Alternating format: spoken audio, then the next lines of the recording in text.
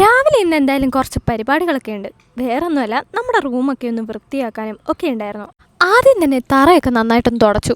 ഇവിടെ ഏറ്റവും കൂടുതൽ പ്രശ്നമെന്ന് വെച്ച് കഴിഞ്ഞാൽ പൊടിയാണ്. പൊടി വരാനുള്ള മെയിൻ കാരണമെന്ന് വെച്ച് കഴിഞ്ഞാൽ ഈ ഒരു വീടിൻ്റെ പ്രത്യേകത എന്ന് വെച്ച് കഴിഞ്ഞാൽ മണ്ടയ്ക്ക് ഓടിട്ടിട്ടുണ്ട്.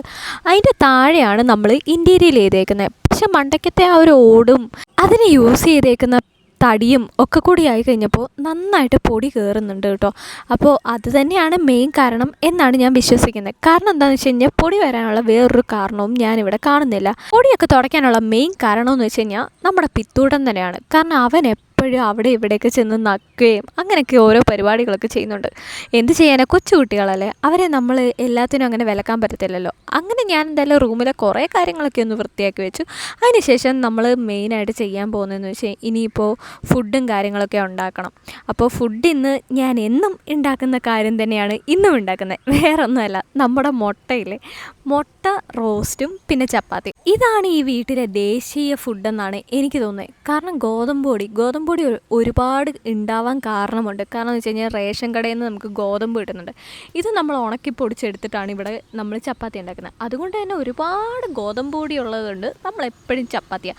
അന്ന് ഗോതമ്പ് ദോശ ഉണ്ടാക്കാമെന്ന് വെച്ച് കഴിഞ്ഞാൽ ആർക്കും ഒട്ടും ഇഷ്ടമല്ലാത്തൊരു കാര്യമാണ്. എനിക്കാണെങ്കിൽ ഗോതമ്പ് ദോശയും അതിൻ്റെ കൂടെ എന്തെങ്കിലും ചട്നിയൊക്കെ ഉണ്ടെങ്കിൽ എനിക്ക് കഴിക്കാൻ ഭയങ്കര താല്പര്യം.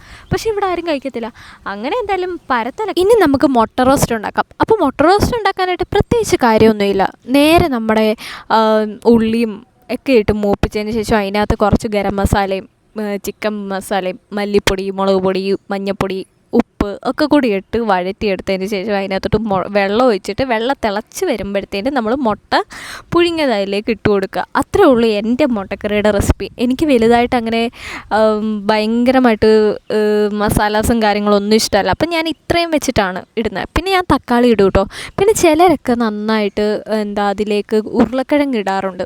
അതും അത്യാവശ്യം കൊള്ളാം, നല്ല ടേസ്റ്റും കാര്യങ്ങളൊക്കെയാണ് അത് കഴിക്കാനായിട്ട്. എന്തായാലും എൻ്റെ റെസിപ്പി ഇതാണ് എല്ലാവരും ഒന്ന് ട്രൈ ചെയ്ത് നോക്കിയിട്ട് അതിൻ്റെ അഭിപ്രായം എന്തായാലും ഈ ഒരു കമൻറ്റ് ബോക്സിൽ വന്നിട്ട് പറയാൻ മറക്കരുത് കേട്ടോ.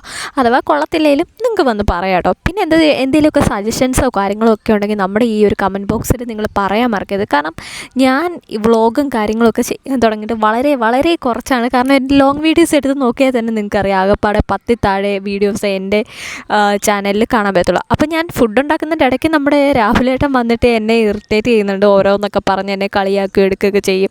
അത് എന്തായാലും എല്ലാവരും എന്നോട് വീഡിയോയിൽ പറയുന്ന ഒരു കാര്യമാണ്, രാഹുലേട്ടൻ എന്താണ് വന്നിട്ട് അടുക്കളപ്പണി ചെയ്യാത്തതെന്നൊക്കെ പറഞ്ഞിട്ട്.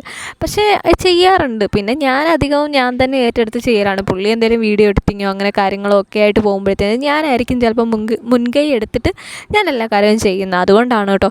എന്ന് വെച്ചിട്ട് പുള്ളി ഒട്ടും കൊള്ളാത്ത ആളൊന്നുമല്ല. ഇടയ്ക്ക് വന്നത് സഹായിക്കും. ഇതുപോലെ ലാസ്റ്റ് ഒരു ചപ്പാത്തിയും കൂടി ചുടാനുള്ളൂ. പക്ഷേ ആ സമയത്ത് പുള്ളി വന്നിട്ട് അതും കൂടി ചുട്ട് തന്നിട്ടുണ്ടായിരുന്നു കേട്ടോ. കാരണം ചില സമയത്ത് നമുക്കെല്ലാം ഒരേ ടൈമിൽ ചെയ്യാൻ പറ്റിയെന്ന് വരത്തില്ല. പിന്നെ എല്ലാവരും ചോദിക്കുന്ന ഒരു കാര്യമാണ്, നിങ്ങൾക്ക് മാത്രം എന്താണ് നിങ്ങൾ ഫുഡ് ഉണ്ടാക്കുന്നത്, നിങ്ങൾ വീട്ടിലുള്ള ബാക്കിയുള്ളവർക്ക് ഫുഡ് ഉണ്ടാക്കുക. അവർ ഏറ്റവും കൂടുതൽ എന്തെങ്കിലുമൊക്കെ തലേന്നത്തെ ചോറുണ്ടെങ്കിൽ ആ തലേന്നത്തെ ചോറ് വെച്ചിട്ട് അവർ ചോറുപ്മാവെന്ന് വെച്ചിട്ട് ഒരു സാധനം ഉണ്ടാക്കി കഴിക്കലാണ് അവർ മിക്കവാറും ചെയ്യാറുള്ളത്.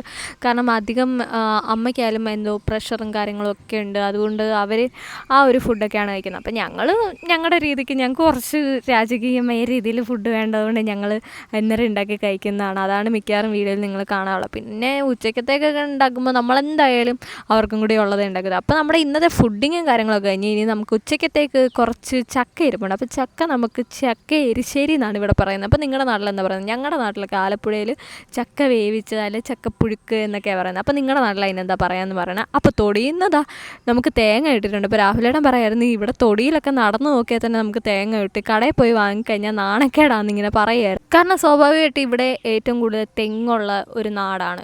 ഈ ഒരു നമ്മുടെ വീട്ടിൽ ഒരു 16 സെൻറ്റ് കാണും. ആ 16 സെൻറ്റിൽ തന്നെ ഒരു 5-6 തെങ്ങുണ്ട്. ആ തെങ്ങിൽ നിന്ന് തന്നെ നമുക്ക് മാസം നമുക്ക് തേങ്ങ കിട്ടാറുണ്ട്. അപ്പോൾ അത് നമ്മൾ വേറെ ഒരിടത്ത് ചെന്നിട്ട് നമ്മൾ ഇപ്പോൾ തേങ്ങ വേണമെന്ന് പറഞ്ഞ് വാങ്ങിച്ച് കഴിഞ്ഞാൽ ഇവിടെ ഭയങ്കര നാണക്കേടാണെന്ന് രാഹുലേട്ടൻ പറയായിരുന്നു. അപ്പോൾ എന്തായാലും ചക്ക എരിശ്ശേരി, അതായത് ചക്ക വേവിച്ചത് നമ്മൾ ഉണ്ടാക്കാൻ പോകണം. അപ്പോൾ എന്തായാലും കമൻറ്റിൽ നിങ്ങൾ പറയാൻ മറക്കരുത് ഇതിനെന്താണ് നിങ്ങളുടെ നാട്ടിലെന്ന്.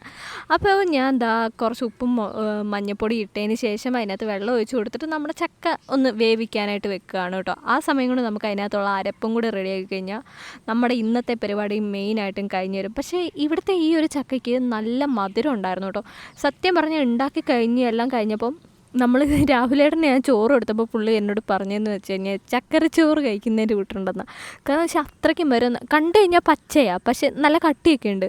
പക്ഷേ ഈ സാധനം അങ്ങോട്ട് നമ്മൾ ഉണ്ടാക്കി കഴിഞ്ഞപ്പോഴത്തേക്കും നല്ല മധുരം. അങ്ങനെ അരപ്പും കാര്യങ്ങളൊക്കെ ഇട്ട് കൊടുത്തതിന് ശേഷം ഞാൻ നമ്മുടെ ചപ്പാത്തി പലകയില്ലേ ചപ്പാത്തിക്കോല് അത് വെച്ച് നന്നായിട്ട് ഉടച്ചു കൊടുത്തു കേട്ടോ.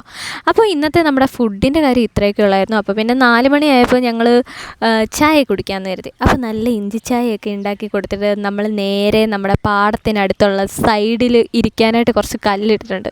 ഇവിടെ ശരിക്കും നേരത്തെ ഞാൻ വരുന്നതിന് മുന്നേ ഇവിടെ ഒരു ഗേറ്റും പിന്നെ നമുക്ക് പാടത്തേക്ക് നോക്കിയിരിക്കാനുള്ള നല്ലൊരു ഏരിയ ഉണ്ടായിരുന്നു. പക്ഷേ എന്ത് ചെയ്യാനാ, ഞാൻ ഇവിടെ വന്നു കഴിഞ്ഞപ്പോഴത്തേക്കും അതൊന്നും ഇല്ല, അതിൽ ഇടിച്ചു പൊളിച്ച് കളഞ്ഞു. ഇവരുടെ വീട്ടിൽ ഏറ്റവും കൂടുതൽ എനിക്ക് ഇരിക്കാൻ ആഗ്രഹിച്ച ഒരു സ്ഥലമെന്ന് വെച്ച് കഴിഞ്ഞാൽ അതായിരുന്നു. പക്ഷേ ഞാനിവിടെ വന്നപ്പോഴത്തേനും അത് കാണാണ്ടായി. അങ്ങനെ നമ്മൾ പാടത്തൊക്കെ പോയി കുറേ നേരം ഇരുന്നു. പക്ഷേ നല്ല ഉറുമ്പൊക്കെ ഉണ്ടായിരുന്നു കേട്ടോ. അങ്ങനെ ഇരുന്നപ്പോഴാണ് നമ്മളൊരു ഐറ്റം കണ്ടത്.